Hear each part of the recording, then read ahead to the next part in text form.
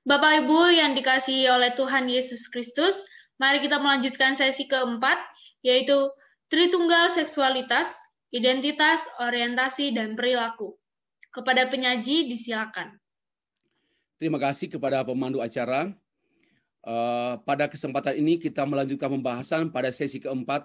Topik kajian kita sesi keempat ini bertajuk Tritunggal Seksualitas. Ini merupakan istilah saya. Bapak Ibu tidak akan menemukan istilah ini dimanapun. Tritunggal seksualitas yaitu identitas, orientasi, dan perilaku.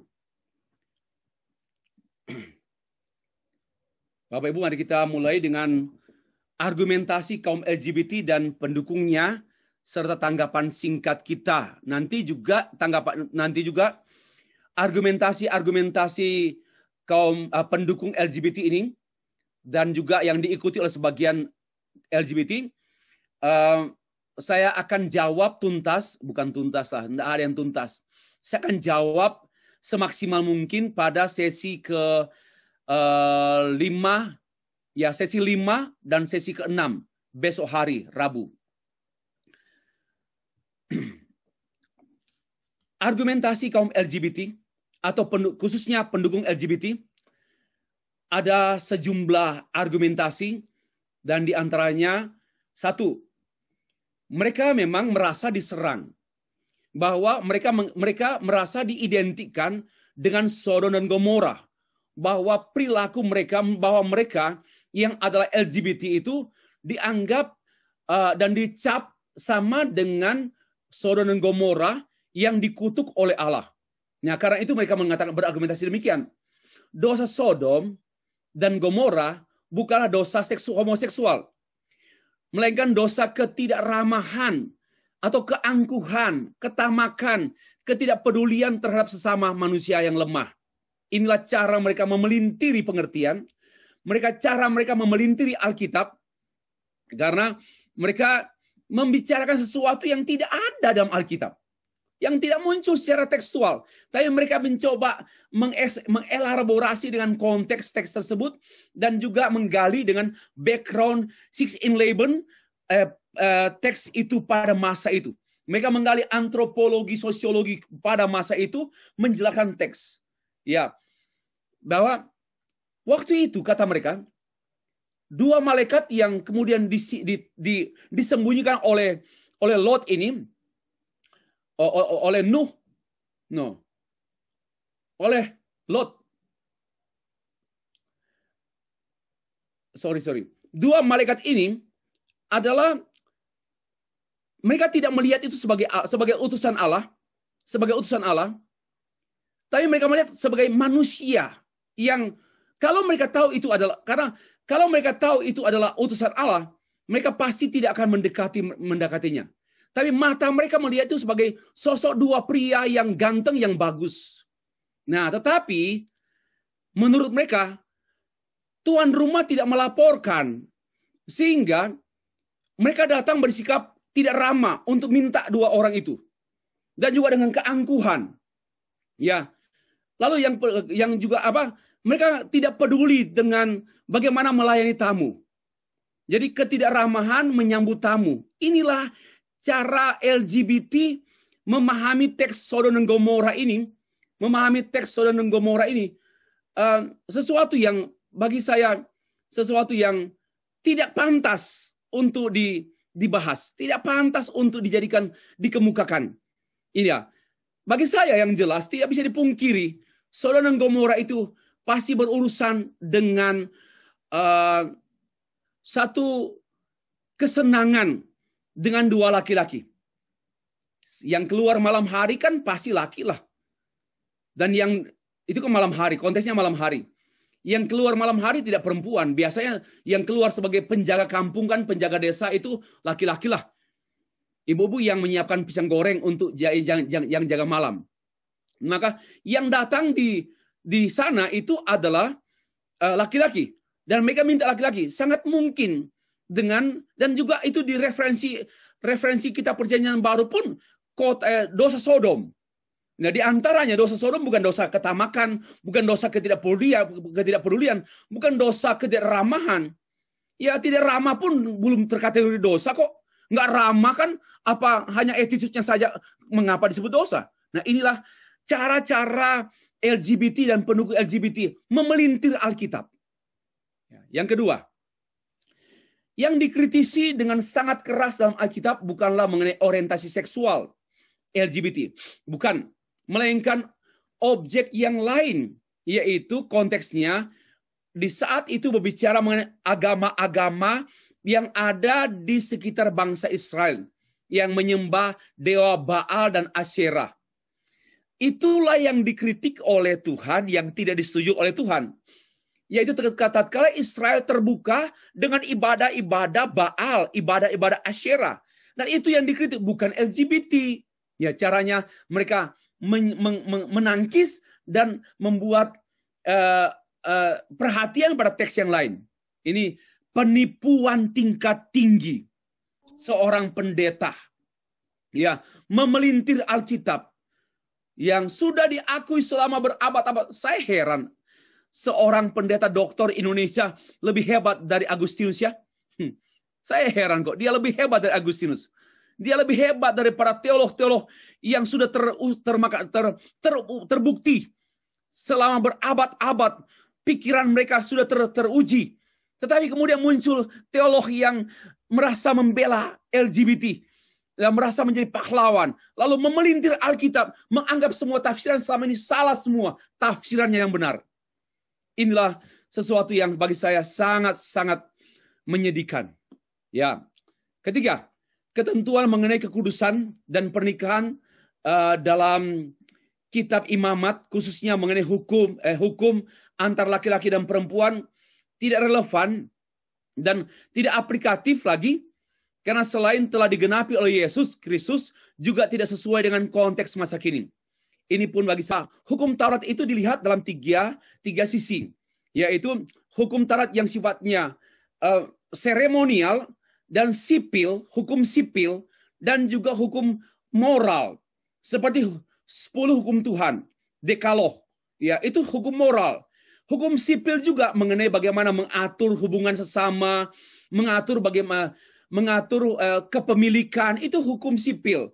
Dan ada hukum yang namanya seremonial. Itulah yang digenapi oleh Tuhan Yesus. Yang tidak bisa diubah lagi. Dan diulangi lagi. Tapi hukum moral dan hukum sipil masih berlaku. Bukan digenapi lalu kemudian tidak lagi. Termasuk mengatur hubungan perempuan dan laki-laki. Itu berkenaan dengan hukum moral.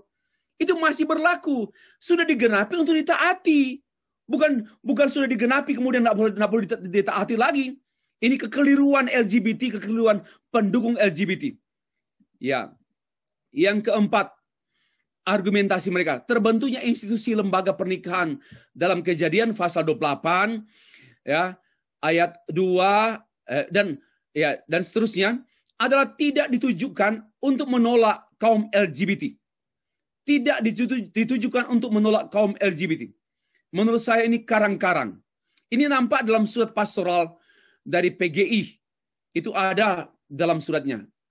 Jadi Bapak Ibu buka saja Google, kemudian ketik saja surat pastoral LGBT, surat pastoral PGI, pasti muncul surat itu.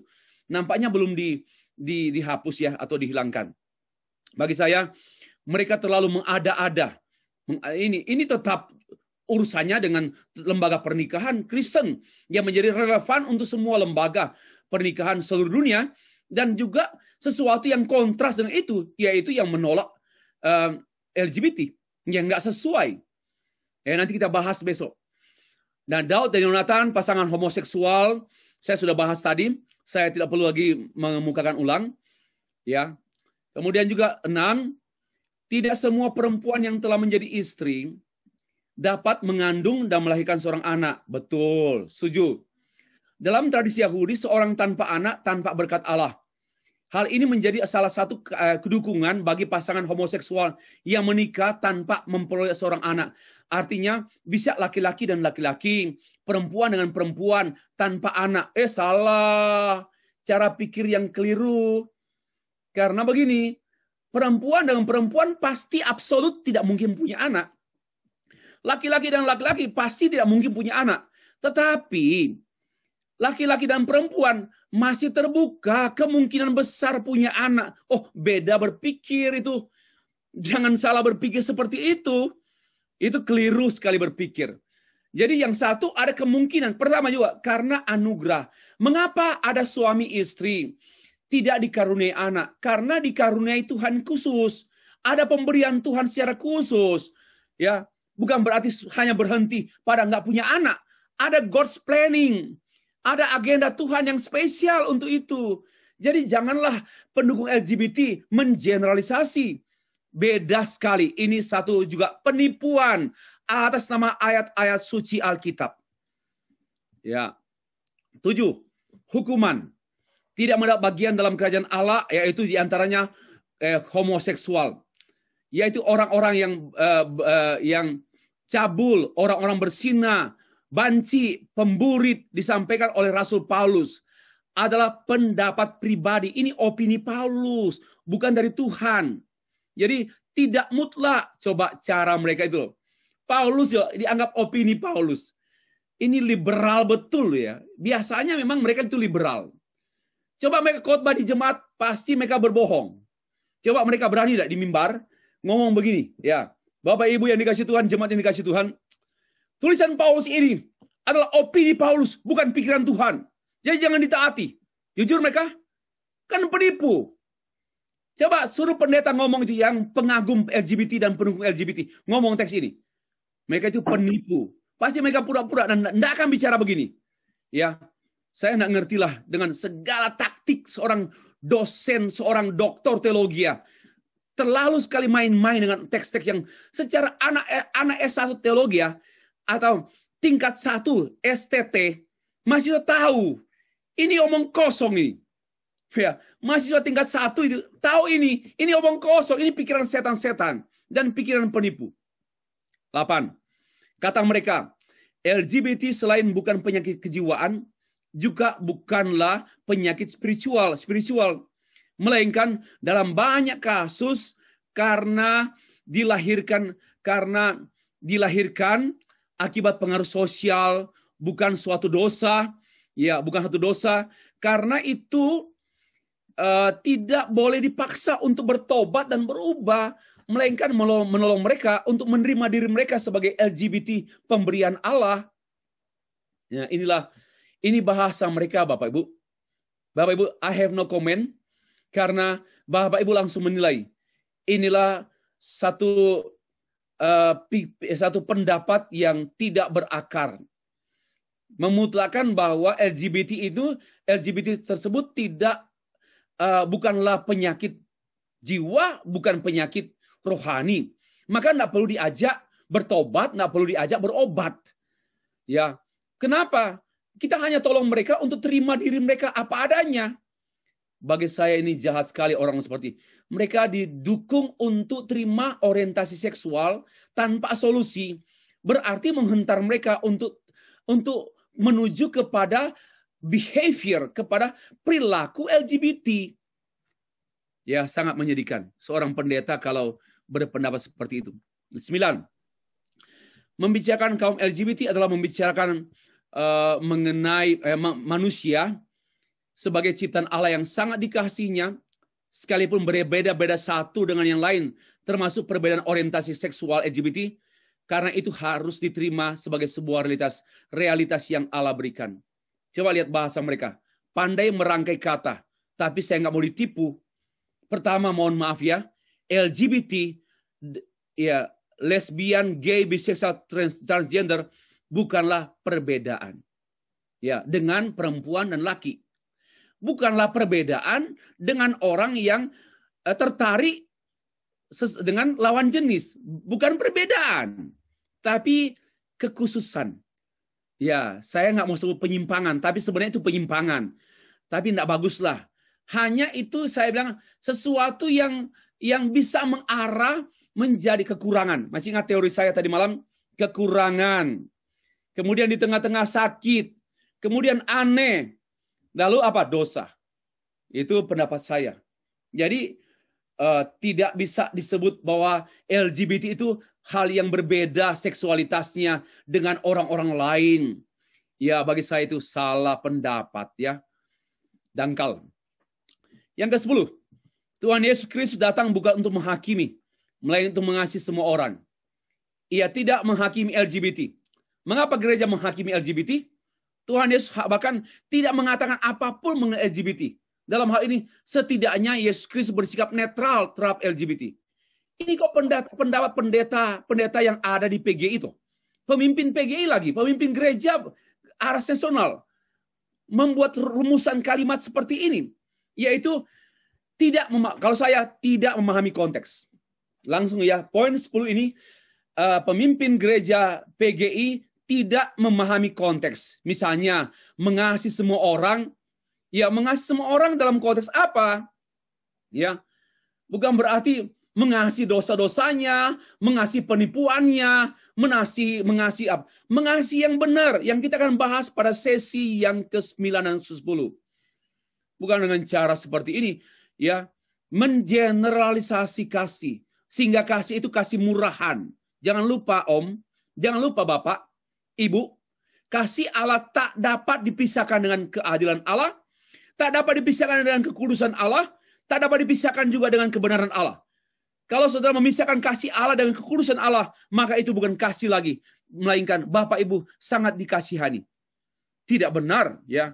Juga mari kita mengatakan, Yesus Kristus tidak mengatakan, memang Yesus Kristus tidak mengatakan karena LGBT itu bukan pokok utama, sudah selesai. Kamu aja yang ngomong tentang LGBT. Tuhan Yesus diam tentang LGBT. Kenapa? Karena sudah selesai.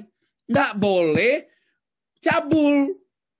Ya, LGBT yang adalah orientasi digumuli, didampingi dan ditolong. LGBT yang adalah perilaku sudah selesai, nggak usah dibahas lagi. Kenapa? Cabul, jijik, kotor, dosa. Nah, Tuhan Yesus sudah tidak bahas lagi. Karena memang demikian. Nah, inilah pendapat mereka. Wow, masih banyak lagi kalimat-kalimat mereka yang memelintir.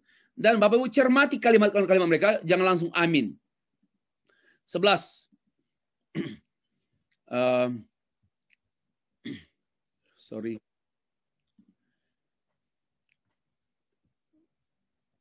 LGBT adalah orientasi seksual yang menjadi hak pribadi. Ya, hak pribadi orang, termasuk orang dewasa. Tidak seorang pun yang pantas mengurus seksual orang lain. Kecuali ya orang itu masih anak-anak, orang tua masih bisa mengurus persoalan pergumulan seksual seseorang kalau dia masih anak-anak. Tapi orang dewasa nggak usahlah mengurus masalah seksual, itu masalah tertutup kok. Masalah di kamar mandi, masalah di kamar. Kenapa kita harus mengutak-atik atau mempersoalkan termasuk cinta? Mengapa kita harus mempersoalkan demikian? Inilah argumentasi orang-orang yang menjadi mendukung LGBT. Kita tidak mempersoalkan. Yang kita persoalkan itu dampak sosialnya, ya, yang kita persoalkan itu perilaku seksual menyimpang antar sesama yang anjing pun tidak melakukan, tapi orang-orang itu melakukan. Anjing, tidak pernah saya melihat pertemuan antara anjing laki-laki dengan anjing laki-laki. Ya, dengan bebek perempuan dan bebek perempuan, kecuali bebekmu. Tidak pernah ada. Binatang pun tidak ada yang homo, semua hetero. Nah, manusia ini keterlaluan sekali. Masa kita diamkan sesuatu yang fatal merusak seperti dampaknya itu. Wow, Bapak Ibu sadarlah. Dampaknya itu merusak keluarga, merusak anak-anak, generasi. Dan itu adalah bola salju yang menggelinding dari puncak gunung salju yang begitu dahsyat akibat yang ditimbulkan. Mulai dari anak, mental anak, lalu lihat orang tua dan keluarga dan seterusnya. Dan itu apa terjadi dengan lembaga-lembaga gereja-gerejawi atau lembaga-lembaga agama. Dan apa yang terjadi kalau semua akhirnya Sodom dan Gomora? Masa nggak boleh urus? Ya, dan pemerintah harus urus karena dampak sosialnya. Maka itu juga harus ada peraturan-peraturan. Tetapi sayangnya banyak negara yang sudah jebol, temboknya sudah rusak. Kenapa nggak ada pertahanan lagi? Karena sudah terbuka sekian puluh persen negara-negara Kristen yang notabene Kristen di Eropa akhirnya menjadi melacurkan kebenaran hanya untuk kemanusiaan. 12. Kaum LGBT sebenarnya tidak membedakan bagi dirinya orientasi dan perilaku seksual mereka. Mereka hanya mengikuti pendapat para ahli, para pendukung mereka, bahwa ada dua. Bagi saya, orang-orang yang bergumul dengan LGBT, mereka tidak membedakan, oh saya ini perilaku, saya ini orientasi. No, mereka bergumul. Ya, karena mereka betul-betul menggumuli mati-matian bagaimana mempertahankan diri mereka tidak sampai jatuh pada perilaku.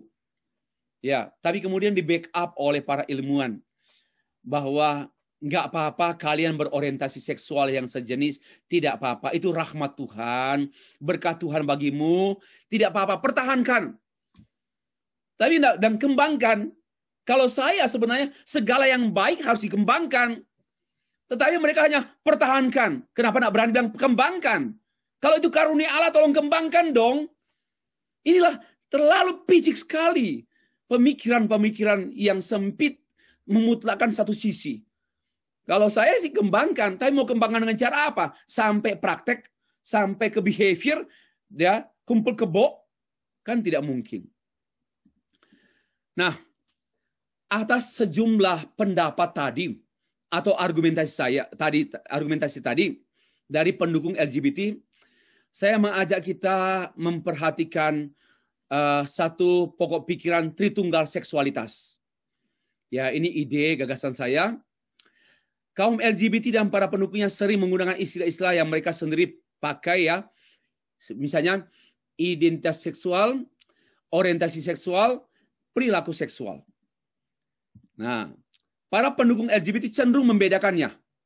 Tetapi saya hanya tidak membedakannya, melainkan melihat kesatuan yang perlu, ya, bahwa manusia itu tidak terdiri dari, ya, seksualitas manusia tidak terdiri dari.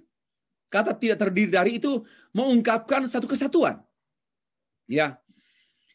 Nah, mereka mengikuti pendapat para ahli bahwa akhirnya mereka mengatakan demikian.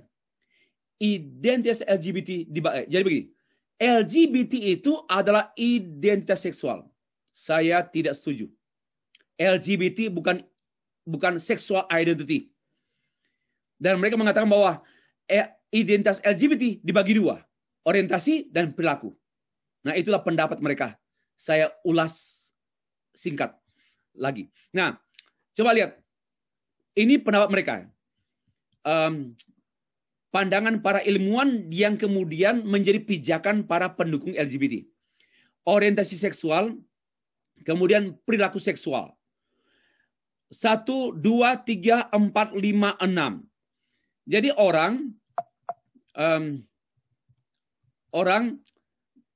manusia memiliki orientasi seksual, makin besar orientasinya, makin besar pula penyimpangannya. Dan makin besar perilakunya, berperilaku. Ini pendapat mereka, para ilmuwan, yang kemudian dipertajam di pembedaannya. Sebenarnya ini nggak bisa dibedakan. Bagi saya, orientasi seksual dan perilaku seksual tidak bisa dibedakan kalau mereka mau konsisten bahwa perilaku seksual itu sebagai satu perkembangan daripada orientasi seksual. Maka jangan dibedakan dong. Karena itu perkembangan.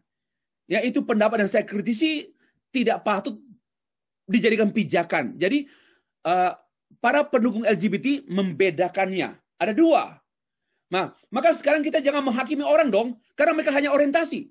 Oh, tidak bisa. Kita melihatnya satu keutuhan. Karena para ilmuwan pun melihatnya pada skala. Skala 1, 2, 3, 4, 5, 6.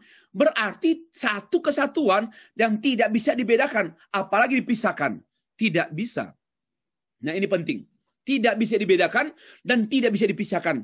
Ini merupakan satu gradual, ya, perkembangan. Semakin seseorang orientasi seksualnya itu semakin melayani kesamaan jenis kelamin, maka dia bisa ke arah perilaku.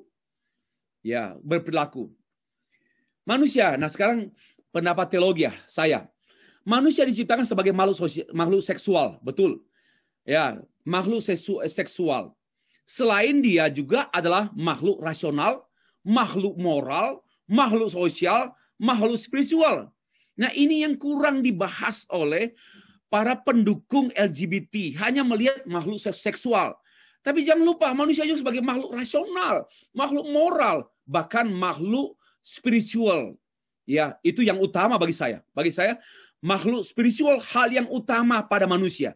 Tapi hal yang sungguh-sungguh dianaktirikan oleh manusia. Hal yang disepelekan oleh manusia. Apalagi manusia-manusia yang merasa mempunyai kelebihan-kelebihan politik, kekuatan politik, dan kekuatan ekonomi. Manusia sebagai makhluk seksual, yaitu manusia laki-laki dan manusia perempuan. Seksualitas manusia hanya dua. Yang berbeda namun tidak bertentangan. Yaitu laki-laki dan perempuan. Tidak ada makhluk seksual. Jadi LGBT tidak masuk pada makhluk seksual. Ya, LGBT tidak masuk pada makhluk seksual.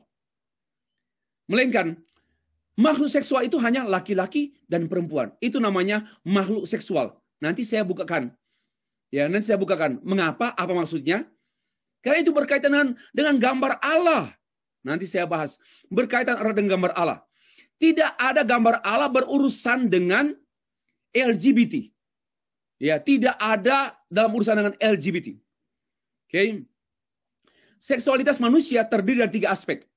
Yang tidak dapat berdiri sendiri-sendiri, yaitu identity, orientation, and behavior. Ya, sexual behavior, sexual orientation, and sexual identity. Nah, identitas seksual manusia hanya 2. Yaitu, kalau ini identitas seksual, yaitu perempuan dan laki-laki. Tidak ada yang lain. Kalau kita mau setia pada Alkitab. Tapi kalau kita mau menolak Alkitab dan terbuka dengan yang lain, maka akan ada seperti ini. Berlakulah pendapat mereka. Identitas seksual yaitu laki-laki dan perempuan berhubungan dengan gambar Allah. Saya sudah jelaskan. Karena itu adalah bagian dari persekutuan Allah dan manusia. Jangan lupa. Ya, ingat baik-baik. Laki-laki dan perempuan itu ada maksud Tuhan. Tuhan mau masuk dalam hubungan seks manusia. Sehingga suami istri benar-benar menikmati hubungan seksual dalam konteks Allah hadir. LGBT tidak mungkin berpikir seperti itu. Dan tidak ada rumusan teologis bahwa Allah hadir dalam hubungan seksual laki-laki dan laki-laki, perempuan dengan perempuan. Tidak ada. Ini pengertiannya. Artinya intimasi. Dan tidak pernah ada intimasi laki-laki dan laki-laki. Yang ada hanyalah manipulasi, bukan intimasi. Dan mereka berusaha untuk melegitimasi manipulasi mereka. Dengan perjuangan hak, mencari persamaan hak. Perjuangan mengejar, memperjuangkan kesamaan hak. Itulah dengan mengupayakan untuk legitimasi. Praktek manipulasi. Tapi kita tidak seperti itu. Ya, Bapak Ibu. Identitas seksual manusia dirancang untuk menikmati Allah. Melalui hubungan seksual seorang laki-laki dan seorang perempuan dewasa berdasarkan ikatan pernikahan, bertolak dari cinta dan kehendak Allah. Nah, itulah yang saya tulis, yang saya akan bahas nanti dalam konferensi seksual, teologi seksual suami istri pada semester depan. Ya. Karena berbeda identitas, ini menarik, sangat-sangat indah. Karena laki dan perempuan ya heteroseksual berbeda, maka ada ketertarikan satu dengan yang lain. Mengapa saya tertarik kepada yang lain? Karena berbeda. Bagaimana kita tertarik dengan yang sama? Ya, coba pikirkan. Bagaimana kita tertarik dengan hal yang sama? Apa dasarnya saya tertarik dengan hal yang sama? Saya akan tertarik dengan istri saya yang berbeda dengan saya. Kalau saya tertarik dengan yang sama dengan saya, apa dasar ketertarikan saya? Wong sama, wong homo. Apa ketertarikan homo? Ketertarikan hetero normal, Karena heterogen, karena berbeda, maka tertarik. Itu normal. Bagaimana mungkin saya tertarik dengan yang homo? Itu tidak normal. Ya, tetapi perlu ditolong supaya tidak sampai ketertarikan itu terjerumus pada praktek-praktek ya behavior homoseksualitas. Lalu yang kedua, kalau namanya homoseksual pasti bertentangan, ya. Karena mereka berbeda, maka mereka bersatu, dapat bersatu menjadi satu daging. Saya mengerti dua hal yang sama bersatu. Tidak cocok. Ya, tidak ada pola berpikir. Ini tidak usah bicara Alkitab. Tidak ada pola berpikir dua hal yang sama menjadi satu. Tidak ada. Biasanya yang normal logikanya, logika nalarnya, dua hal yang berbeda menjadi satu. Itulah keajaiban. Ya. Keduanya kenapa telanjang? Karena berbeda. Ya, mengapa telanjang? Karena berbeda. Sehingga saling melihat. Ini suami istri ya. Kalau sama, untuk apa telanjang? Ada padaku, ada padamu hal yang sama. Aku tidak perlu. Aku perlu yang tidak ada padaku. Itu logikanya begitu. Maka keduanya tidak merasa malu. Kenapa? Karena berbedalah. Kamu berbeda dengan aku.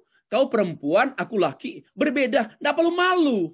Malah enggak mengagumi. Wow, beautiful body. Ya, beautiful mind. Beautiful sexual quality.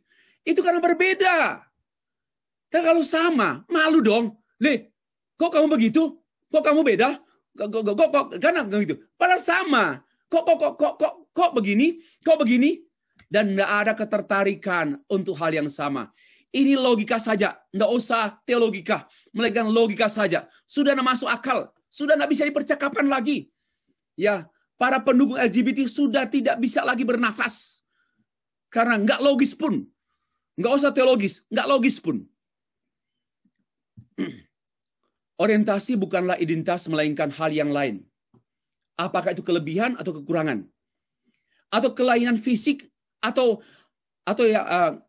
sama dengan yang mengalami kondisi cacat fisik, cacat psikis sejak lahir. Ini yang namanya disorder creation, ya, ciptaan yang sudah ada gangguan, tidak teratur. Ya, itulah bagi saya orientasi seksual yang cenderung ke sesama jenis itu ada ciptaan gangguan, ya, ada ketidakteraturan lah. Bagi saya sama dengan orang gangguan jiwa, ada ketidakteraturan mental. Nah, yang cenderung suka dengan sesamanya ada ketidakteraturan, satu ketertarikan seksual. Ya, saya tidak mengatakan itu hina. Saya mengatakan itu sempurna kalau itu pada tahap dia dipercayakan oleh Tuhan begitu, tapi kemudian bertahan sampai akhir dalam kekudusan dan kebenaran. Tapi kalau kemudian dia jatuh, sama juga orang dengan banyak uang, nggak selamanya orang berdosa. Ya. Dengan cantik, seorang perempuan cantik, nggak selamanya dia berdosa. Ya. Dengan seorang laki-laki ganteng, nggak selamanya dia berdosa. Tapi itu bisa menjadi kendaraan cepat berdosa, karena gampang merayu dan gampang memikat. Tapi jangan bilang, memikat boleh juga, tapi cukup satu yang terpikat. Ya, kalau lebih lagi, lalat pikat. Dilalati oleh banyak orang. Nah, itu sudah tidak benar. Jadi, disorder creation itu bagi saya itu wajar saja. Saya pun mungkin punya disorder, bukan mungkin. I know myself. Saya punya disorder creation. Yang istri saya pun tahu. Ya. Saya tahu siapa-siapa yang punya disorder creation. Tapi itu wajar saja. Nah, demikian pula saya memandang LGBT. Tetapi disorder ini diladeni menjadi disobedience, disorder menjadi disobedience. Ini yang namanya tidak wajar lagi, yaitu namanya behavior, namanya perilaku buruk. Tentu manusia bukan hanya sebagai makhluk seksual, laki-laki perempuan, melainkan juga sebagai makhluk berdosa. Itu yang kita perlu lihat. Roma 3:23, sehingga tidak ada seksualitas yang terpisah dari dosa. Dengar saya baik-baik. Tidak ada seksualitas yang terpisah dari dosa. Karena itu kita bergumul, kita berdoa mengenai seksualitas kita. Ya, kalau mungkin anak muda, bagaimana mengontrol seksualitas anak muda. Orang yang makin tua, bagaimana bertahan seksualitas makin tua. Ya, karena dosa membatasi semuanya. Tidak ada seorang pun yang seksualitasnya tidak terpengaruh dan tercemar oleh dosa selain Yesus Kristus. Ya, karena dia Allah. Dan itu bisa kita jumpai dalam tulisan John R.W. Stott dalam tulisannya tahun 1984 halaman 431 ada di buku saya footnote-nya. Karena itu pula orientasi seksual yang sejenis adalah di luar perencana Allah dan hal itu tidak terjadi dalam konteks penciptaan. Padahal pendukung LGBT selalu menjadikan penciptaan sebagai titik berangkat pembelaan mereka terhadap LGBT.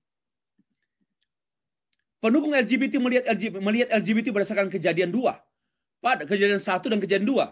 Padahal tidak ada data sedikit pun. Seharusnya mereka melihat LGBT pada kejadian 3, 4, 5, dan seterusnya. Sampai Wahyu. Ya. Setelah Adam dan Hawa berdosa, maka generasi keturunan selanjutnya dilahirkan dan besar dalam konteks kejatuhan. Itu artinya sangat besar terpengaruh oleh dosa. Keturunan kita termasuk terhadap seksualitas seseorang. Paulus menulis, sebab itu sama seperti dosa telah masuk ke dalam dunia oleh satu orang. Dan oleh dosa itu juga maut. Demikian halnya. Demikianlah. Maut itu menjalar. Nah, maut itu menjalar kepada semua orang. Karena semua orang telah berbuat dosa. Dan salah satu urat yang menjalar itu. Termasuk urat seksualitas. Ya. Dan terpengaruh. Manusia bergumul dengan seksualitas. Tidak ada seorang pun yang tidak bergumul dengan seksualitas. Tidak seorang pun. Ya, ada yang pasangan suami istri bergumul dengan ejakulasi dini, bergumul dengan tidak ada ereksi, bergumul dengan kedinginan, bergumul dengan keanehan, banyak bergumul. Dan ada juga yang membiarkan saja, sudahlah, biarkan saja sudah begitu. Jangankan orang tua, kakek nenek pun bergumul. Walaupun usia membuat mereka semakin kurang intensitas pergumulan mereka tentang seksualitas. Makin usia, makin berkurang intensitas pergumulan seksualitas seseorang. Tetapi generasi muda, remaja, gejolak, revolusi seksual. Gejolak. Dan ini pun kalau salah, dan di sini letaknya, banyak orang jatuh bangun dimulai pada masa remaja. Sulit menemukan seorang kakek yang tiba-tiba menjadi lesbi atau menjadi gay pada usia kakek. Nampaknya nggak ada penelitian seperti itu. Biasanya dari muda-muda. Karena itu orientasi dan perilaku harus dikontrol, diarahkan terus ke identitas ke laki-laki atau perempuan seperti gambar saya ini. Nah, ini gambar saya. Identitas seksual saya masih menggunakan ilmu para ahli psikiatri dengan gambar awal di bawah ini. Tapi saya tambahkan dengan ini. Dengan identifikasi kurang, tertekan, sakit, aneh, dan dosa. Dan saya memberikan prosentasinya demikian. 1, 25, 50, 75, 100. Itu saya reformulasi ya. Kemudian saya memberikan tritunggal seksualitas. Bahwa manusia itu memiliki tiga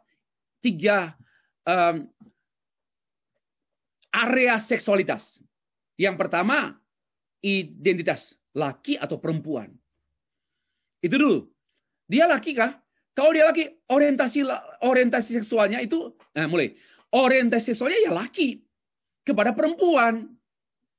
Nah, perilaku seksualnya pun laki kepada perempuan.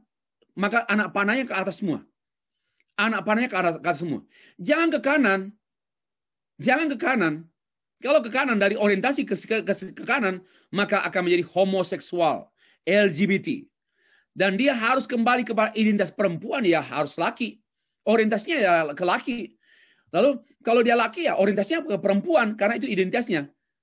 Identitas seksual manusia, laki atau perempuan, itu saja. Ya, itu pendapat yang saya kemukakan. Hasrat seksual kepada sesama atau sejenis adalah berdosa hasad berdosa ini melahirkan tindakan-tindakan berdosa. Seperti perilaku LGBT. Hal ini sama dengan yang disimpulkan oleh Rasul Paulus. Jadi, jika aku berbuat apa yang tidak aku kehendaki, maka bukan lagi aku yang memperbuatnya, tapi dosa yang diam di dalam aku. Nah, Bapak perhatikan ini. Orientasi seksual. Kalau masih rendah, masih bertahan kekurangan lah. Lalu dia mau terbuka dan melayani sampai tertekan. Dan ini sudah bisa dibuahi. Ya, mulai pikiran-pikiran sampai ke sakit. Ini sudah mulai ke arah dosa. Sudah mulai, kan begini, dosa itu kan dari mata turun ke hati. Bukan langsung dari hati turun ke alat kelamin. Bukan langsung, dosa itu kan kalau dia bersetubuh dengan orang yang tak seiman, bukan istrinya, dengan bukan pasangannya, atau dengan sejenis. Itu namanya perilaku dosa. Tapi dosa itu sudah dimulai pada keterbukaan kita. Pada waktu kita mulai sakit, karena memikirkan terus kemungkinan bisa melayani, atau dilayani, itu sudah mulai. Nah di sini sama juga lah Bapak Ibu. Dengan sudah menikah, boleh lihat perempuan cantik. Tapi jangan memandang. Ya, melihat karena terlihat, tapi memandang. Lalu ditambah dengan nafsu. Itu sama juga lah pergumulan dengan orientasi. Ya, heteroseksual dengan homoseksual, kalau di dalam taraf orientasi sama. Kalau saya sebagai seorang suami, lalu masih memandang pornografi, masih melihat alat kelamin lewat gambar-gambar lagi, bagi saya sudah meladeni ke arah perilaku. Nah, itu sudah dosa. Ya. Tapi kalau masih melihat dan menahan diri, no. Ya. Tidak. Tak melayani pikiran itu loh. Nggak sampai tertekan. Aduh, saya ini kok susah sekali ya, nggak bisa tidur karena lihat itu. Itu sudah mulai ke arah penyakit dan itu sudah mulai ke dosa, sudah mulai dibuahi. Nah, teologi queer ini kalau tidak ditarik ke identitas seksual, maka kalau pikirannya dipenuhi dengan teologi queer, maka dorongan seksualnya serta perilaku seksualnya akan menggiring ke perilaku homoseksual. Ini gambaran. Ya. Perilaku homoseksual. Ini yang terjadi. Sekalipun laki-laki dan perempuan identitasnya yang berbeda dan keduanya saling terkait satu dengan lain. Namun seksualitas bukanlah orientasi manusia. Ini penting sekali. Maka orientasi seksual itu harusnya diganti kata. Kalau mau ganti. Karena kata orientasi seksual itu kan kata mereka. Kata ilmuwan. Ya, orientasi seksual sejenis itu. Bagi saya, orientasi manusia itu bukan pada seksualitas. Ya. Sama juga suami istri tidak boleh berorientasi pada seksual. Hubungan suami istri, seksualitas itu hanyalah salah satu hubungan. Menurut saya, yang paling utama suami istri itu orientasi spiritual suami istri. Yang terungkap pada orientasi jiwa suami istri. Kalau suami istri seiman, sekristus, sedoa, sefirman, inilah suami istri yang ideal.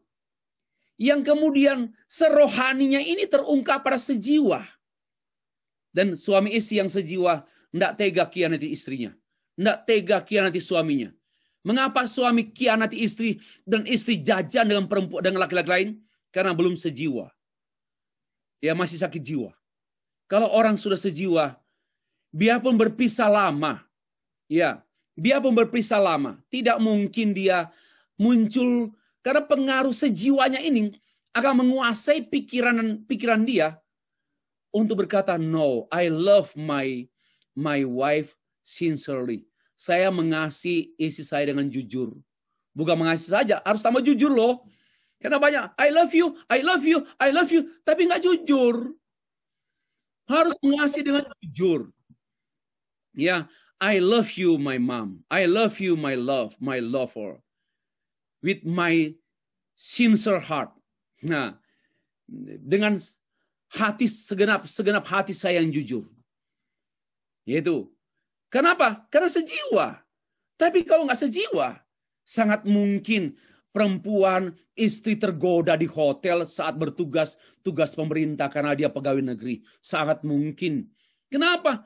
Jangan lupa, pikiran manusia itu sering dikuasai, sering didatangi oleh pikiran seksual. Ya, sering pikiran seksual. Lihat anjing saja, lihat anjing perempuan dan laki, langsung pikir seksual. Lihat body besar, body ramping, langsung seksual. Jangankan lihat manusia.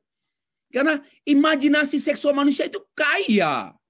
Maka kalau nggak dikontrol oleh teologi, ya oleh firman Allah, oleh Roh Kudus, maka kita semua baik hetero maupun homo sama-sama jatuh. Ya. Ini penting sekali. Memang dorongan atau ketertarikan seksual bukanlah dosa dan jahat, bukan.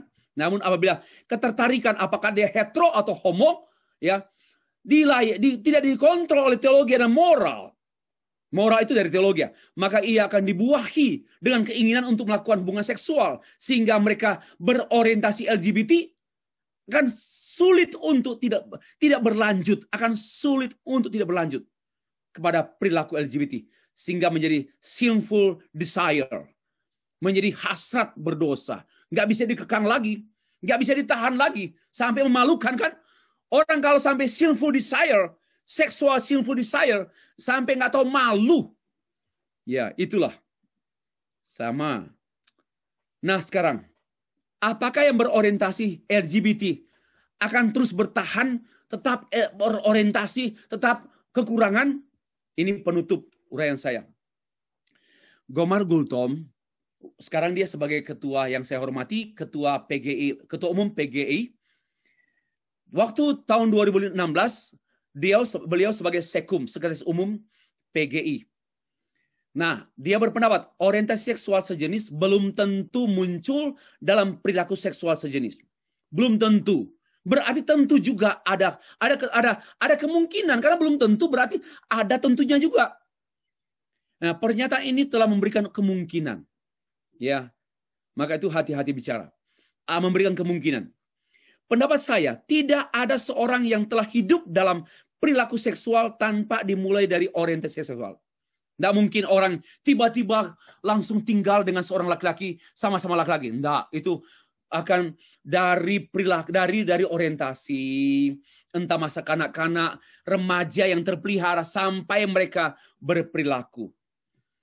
Orientasi berperilaku, orang berperilaku LGBT tentu dimulai dari berorientasi LGBT, itu maksud saya. Nah, hanya teologi yang ada Injilnya, ya, dengar baik-baik.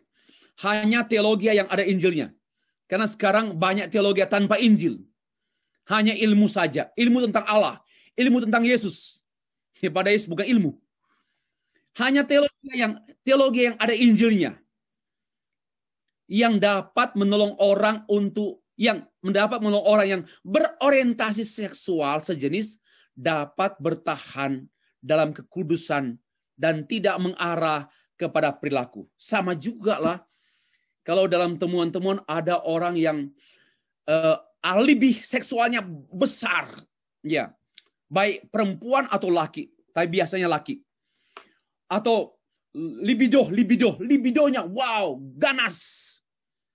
Kayak mau terkam saja orang dalam hubungan seksual. Ada yang seperti itu, ganas. Tapi ada yang kecil. Nah, orang-orang seperti ini bergumul juga sama dengan LGBT. Dia akan mencari yang lawan jenis. Laki cari perempuan, perempuan yang laki. Ya, libidonya besar sekali untuk kalau bisa langsung bersetubuh. Ya, besar. Sama juga lah dia namanya berperilaku yang seperti ini. Ini yang namanya kekurangannya, bukan kelebihannya loh. Dan itu bisa menjadi tempat dia jatuh bertubi-tubi. Ya, sama. Oke. Hanya teologi yang ada Injil yang membuat orang dapat bertahan. Nah, ini saya bisa menjawab pertanyaan tadi. Next ya. Ini penutup sesi ini. Hanya teologi dan orang yang berteologi yang dapat menolong orang bertahan dalam keadaan orientasi seksual sejenis atau tak sejenis. Tambah lagi sana. Orang yang berorientasi seksual sejenis ke arah LGBT dan orang yang berorientasi seksual tak sejenis karena ada kekhususan, libidonya besar, hasratnya besar dan sebagainya, yaitu alami ya. Dapat dikontrol oleh teologi, bukan oleh sosiologi, bukan oleh sains, bukan oleh antropologi, dan bukan oleh psikologi. Semua itu hanya membantu. Ya, saya bukan anti sains. Sains itu penting, hanya sebagai pembantu. Ya, pembantu. Ansilah teologia, pembantu teologia. Nah, teologialah jawaban. Tapi teologi yang ada Injilnya, bukan teologi tanpa Injil. Kalau teologi tanpa Injil, bukan teologi lagi, antropologi. Hanya dengan cara berteologi. Bagaimana seseorang yang berteologi dapat berteologi? Ayo, bagaimana seseorang dapat berteologi? Dimulai dengan pengalaman diselamatkan oleh Allah dalam Kristus Yesus. Nggak bisa dibuat-buat. Bapak, Ibu, saya mau katakan demikian. Tidak seorang pun yang merencanakan dirinya untuk berteologi. Tetapi oleh anugerah Allah, orang-orang kemudian orang berdosa menjadi percaya kepada Tuhan Yesus Kristus dan diselamatkan. Dan di saat itulah dia mulai berteologi. Sekalipun engkau penatua, majelis gereja, kalau hanya bergereja, beragama, tapi tanpa berkristus, engkau tidak mungkin berteologi. Dan engkau tidak mungkin bertahan dengan godaan setan. Engkau tidak mungkin bertahan dengan kondisi orientasi. Ya, karena hanya roh Allah yang ada pada kita yang membuat kita bertahan di tengah-tengah godaan besar dunia ini. Hanya roh Allah dan firman Allah yang ada pada kita. Hanya roh Allah dan firman Allah yang ada pada orang percaya yang membuat kita bertahan. Tapi untuk itu harus diselamatkan dulu. Kita nggak mungkin memprogram keselamatan. Kita tidak bisa memprogram diri keselamatan. Saya nanti mau diselamatkan. Oleh karena itu saya akan datang pada Tuhan. Itu tidak mungkin. Itu namanya agama. Ya, maka itu kalau Tuhan mengetuk pintu hatimu, ikutlah Tuhan sungguh-sungguh. Saat itulah panggilan Tuhan. Itulah anugerah untuk memanggil saudara diselamatkan. Ya, biarpun engkau sudah jadi Kristen sekian tahun, tapi kalau engkau belum mengalami yang namanya karya Roh Kudus yang menginsafkan, menyadarkan, membukakan dirimu, lalu membukakan anugerah Allah, kemudian berkata, yes Tuhan, I believe in you, and forgive me. I confess my sin, and please come into my heart. And from the bottom of my heart, I will give thanks. Nah, inilah yang namanya pertobatan, kelahiran kembali. Dan disitulah titik mula berteologi. Pada saat kita beriman, bertobat, kita terima Tuhan Yesus, kita menerima juru selamat, di saat yang sama kita terima Roh Kudus. Dan di saat yang sama kita terima Roh Kudus. Nah, kita terima Roh Kudus yang adalah pribadi Allah. Kita terima bukan hanya kuasa Allah, tapi pribadi Allah yang membuat kita memiliki power untuk hidup dan termasuk mampu menahan gejolak orientasi seksual sejenis. Gejolak orientasi seksual tak sejenis yang menjurus kepada perilaku yang menyimpang. Hanya orang yang berteologi. Ya, bersosiologi, biarpun engkau master di bidang ilmu pendidikan biologi, tak akan mampu mencegah saudara untuk bertahan dalam kebenaran.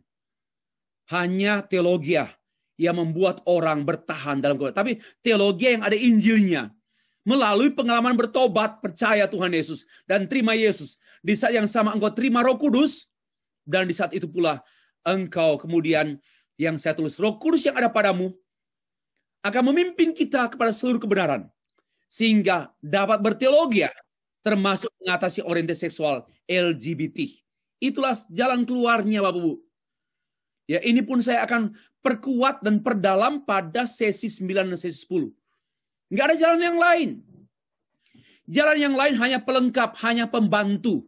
Tapi jalan yang utama, yaitu jalan Injil. Teologi yang ada Injil. Dan dialami melalui pertobatan yang serius. Bukan main-main bertobat. Ya, kalau ada di antara Bapak Ibu yang belum mengalami pertobatan yang sungguh-sungguh, dengarkanlah firman Tuhan. Cari pendeta setelah ini dan bertemu dengan dia. Katakan, saya mau didoakan. Saya mau bertobat dan terima Tuhan sungguh-sungguh. Maka engkau hidup bukan lagi dengan kekuatan dirimu. Banyak orang hanya bergereja. Banyak orang hanya beragama. Dan akhirnya jatuh bangun dalam kemunafikan. Mau terlibat dalam pelayanan. Tapi masih kumpul kebo. Mau terlibat dalam pelayanan. Masih punya 2 istri, 3 istri. Mau melayani Tuhan. Tetapi juga hidup tidak beres dalam seksualitas. Dan tidak mampu. Ya, tidak mampu. Kenapa? Ini masalah fundamental yang tidak bisa diselesaikan oleh ilmu apapun. Kecuali mari ambil waktu ketemu hamba Tuhan. Minta didoakan. Terima Tuhan Yesus. Akui dosa-dosamu. Terima Tuhan Yesus. Maka hidupmu hidup baru. Di sanalah ada kekuatan baru untuk kita menghadapi semua tantangan, jabaran hidup, dan semua kesulitan dan kekurangan saya, keterbatasan saya, termasuk orientasi seksual. Itulah kabar baik untuk kita malam hari. Termasuk mereka-mereka, saudara-saudaraku, yang bergumul dengan kecenderungan LGBT. Ini jalan keluarnya. Tidak ada jalan lain. Jalan yang ditawarkan oleh pendukungmu adalah jalan palsu. Jalan penipuan. Jalan yang membuat engkau semakin jatuh, terperosok jauh ke dalam jurang yang tidak mungkin lagi ditolong. Kecuali anugerah Allah. Berhenti berteologi berarti berhenti bertahan. So, jangan berhenti berteologi. Jadi bertahan dalam kondisi orientasi seksual, bertahan dalam berteologi. Ya, bertahan dalam berteologi. Saya rindu berteologi seumur hidup saya. Bukan hanya selagi jadi pendeta. Bukan hanya selagi jadi dosen. Seumur hidup saya, doa saya satu-satunya untuk diri saya. Tuhan izinkan saya berteologi sampai menghembuskan nafas yang terakhir. Ya, saya rindu tidak meninggal karena sakit parah. Karena saya tahu kelemahan saya. Saya rindu saya sampai akhir berteologi. Ya, ini penting sekali. Maka berteologi menuntut komitmen. Ini, yaitu berteologi sepanjang masa. Dan jangan hanya berteologi di kelas dan di mimbar. Berteologi juga di ruang tempat, di tempat tidur. Suami istri Kristen, apalagi hamba Tuhan, mari berteologi saat bersanggama dengan istrimu, dengan suamimu. Mari berteologi waktu hitung uang. Mari berteologi waktu berbisnis. Mari berteologi waktu berpolitik. Mari berteologi waktu mengajar di sekolah-sekolah. Di sekolah. Mari berteologi dalam bersains. Seluruh aspek hidup kita harus dibingkai dengan bingkai teologi. Dan itu menuntut komitmen. Bukan sekedar belajar, cari sarjana, cari master, cari doktor. Bagi saya, sekolah teologi itu adalah salah satu komitmen berteologi yang tidak boleh berakhir setelah berakhirnya program studi tersebut. Dan Ezra, seorang ahli kitab. Ya, saya senang dengan kata Ezra pasal 7 ayat 8, 9. Ezra seorang ahli kitab. Sekarang ahli bicara, pengkhotbah. Ahli bicara. Harusnya ahli kitab, ahli teologi. Seorang pengkhotbah, seorang pengajar harus ahli teologi. Sekarang para pendeta berlomba-lomba menjadi ahli manajemen, ahli leadership, ahli konseling. Itu semua pelengkap. Tetapi sebenarnya yang utama ahli teologi. Tidak boleh melayani Tuhan tanpa belajar Alkitab secara teologis. Karena hanya dengan berteologialah yang teologi ada Injilnya. Kita sungguh-sungguh melayani Tuhan yang patut. Ezra. Sebab Ezra telah bertekad untuk meneliti Taurat Tuhan. Dan melakukannya serta mengajarkan ketetapan dan peraturan di antara orang Israel. At least ada 3 kata yang perlu kita highlight di sini. Yang pertama, yaitu meneliti. Yang kedua, melakukannya dan mengajarkannya. Ini tekad mengajar, tekad meneliti, tekad melakukan. Inilah teologi. Dan hanya orang yang bertekad dan oleh pertolongan Roh Kudus, firman Allah hidup dalam diri kita, sehingga kita mampu menahan orientasi seksual sejenis yang menyimpang, orientasi seksual tak sejenis yang menyimpang. Itu mungkin kesimpulan saya yang saya juga temukan pada akhir kalimat ini. Orientasi seksual sejenis yang menyimpang. Karena ada yang sejenis tapi belum menyimpang. Belum sampai pada gelisah, pada sakau, pada sakit, dan kemudian aneh, dan action. Jadi orientasi seksual sejenis yang menyimpang. Tapi ada juga orientasi seksual yang tak sejenis dengan perempuan dan laki, tapi menyimpang. Ada tekad kuat. Mari kita malam hari ini pada sesi yang keempat, kita jembatani topik kajian kita besok hari dengan tekad berteologi. Karena bagi saya, jawaban satu-satunya masalah dunia ini, yaitu berteologi. Ya, masalah utama manusia di dunia ini satu-satunya yang fundamental, yang mendasar, karena less of theology and lack of theology and nothing theology. Maka mari kita bertekad seperti Esra. Bertekad meneliti, bertekad melakukannya, bertekad mengajarkannya. Tapi tekad nggak cukup kalau nggak diawali dengan pertobatan, kelahiran kembali, terima Tuhan Yesus sungguh-sungguh.